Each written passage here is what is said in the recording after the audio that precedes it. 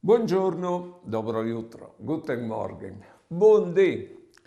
Allora, io ho ieri convinto, sicuro, persuadut che tutti noi ci rin la contentezza te vite.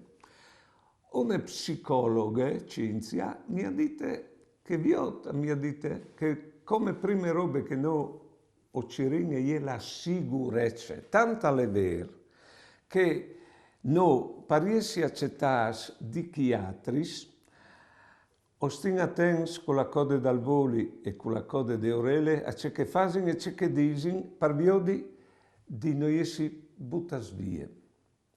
Tas testimp par sentisi in regule, par sentisi a puest o osservin lis regulis.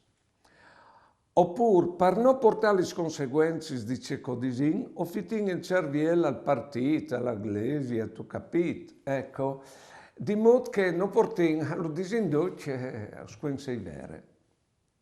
Ti ha detto che con che sicurezza si dice, come tu ne stiai pure.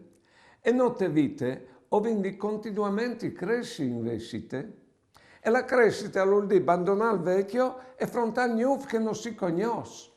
Di modo che queste nostre vite è sempre vivute in sicurezza, proprio perché conviene sempre di crescere. Alle parchel che lui si offre come unica sicurezza, non ti attinge la sicurezza in aldi che smonto, può impoiarsi per un traditì, ma dopo non svenga a manchiare la poe, la così rimpoiarsi. Allora, scurtin la strada, l'indirizzo di lui. Buone giornate e buone vite.